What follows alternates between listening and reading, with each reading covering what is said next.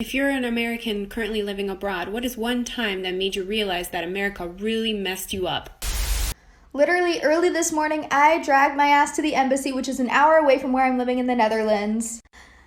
I get into the embassy, I do my thing, I go up to the window, and I'm getting my passport name changed. I need a new passport so that I can leave, go back to the States to see my family, and come back into the country here. And I've been waiting for this meeting for over a month.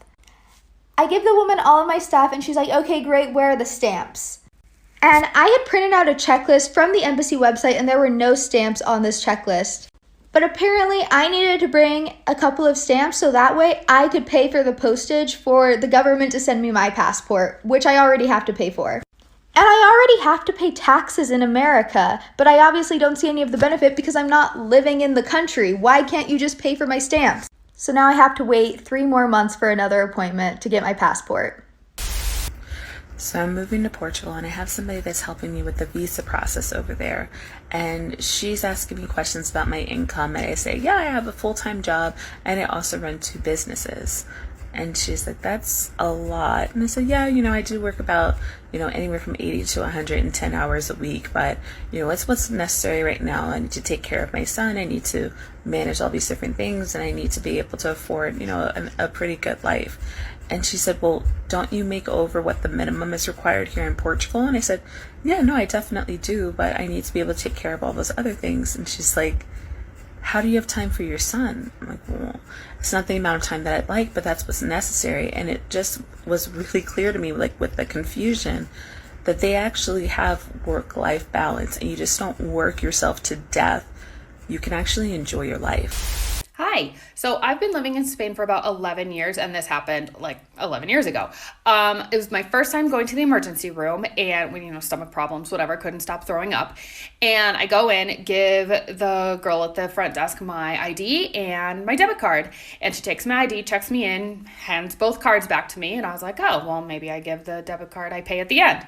So I go in, everything, give me medicine, and I go back out. I stop at the front desk again, and I was like, hi, I'm leaving. Here's my debit card. And she just looks at me and she's like, I don't know why you keep giving this to me. You don't need to give me your debit card. I don't get it.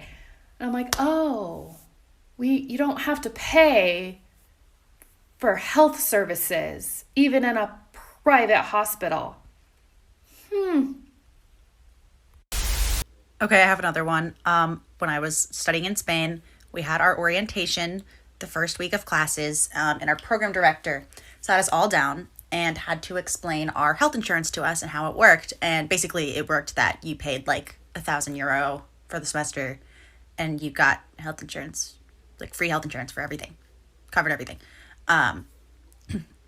And she had to sit us down, and she had this big group of Americans in a room, and she was like, listen, if you are sick, go to the doctor.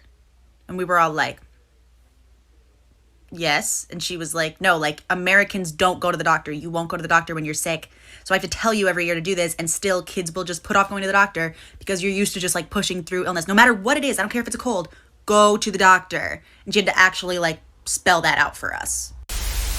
Okay, so I was living in Thailand and I got into a motorcycle accident because the guy in front of me turned without a blinker. Like he was on a moped and he just kind of turned into the side of me and just knocked us both over.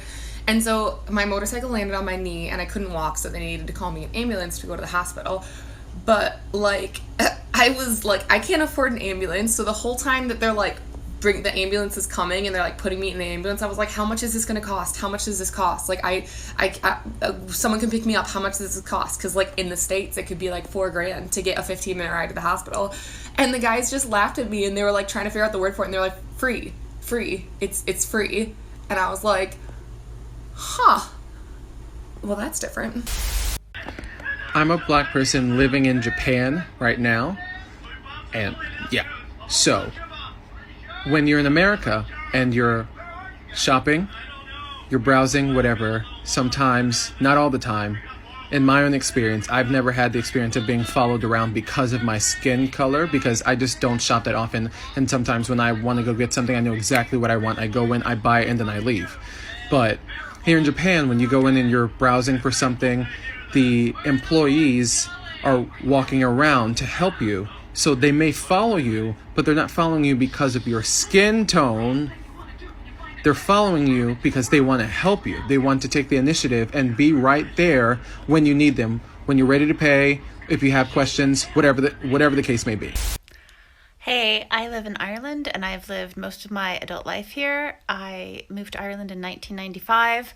My teenage daughter was born here many years ago, and when she was born, I spent 2 nights in hospital before she was born. I had an emergency cesarean section, and then I spent a further 6 nights afterwards.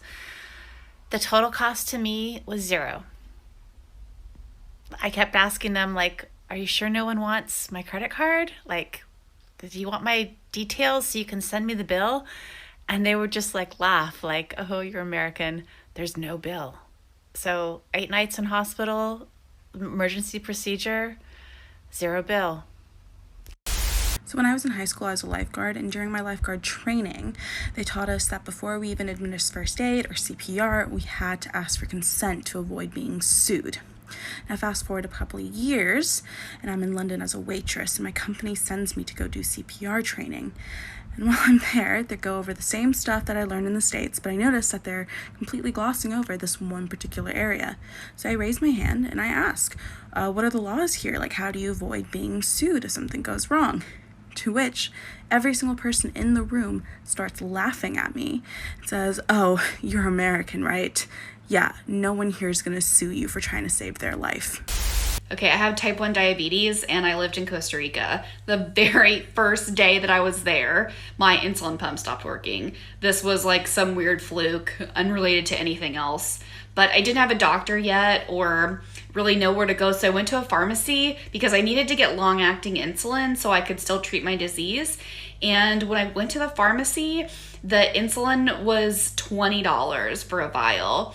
In the United States, I paid $322 for that same vial. I also want to add that I got the insulin over the counter without a prescription. In the United States, I have to see my endocrinologist 4 times a year to get a prescription for a medication that keeps me alive. Here's a fun one. So I'm teaching 3rd grade in Thailand, right? And it's sports day. Kids running around, screaming, having fun, as kids do. And I hear a bang. Instantly, my heart drops into my stomach, my entire body tenses, my adrenaline starts pumping, and I'm looking around for the shooter.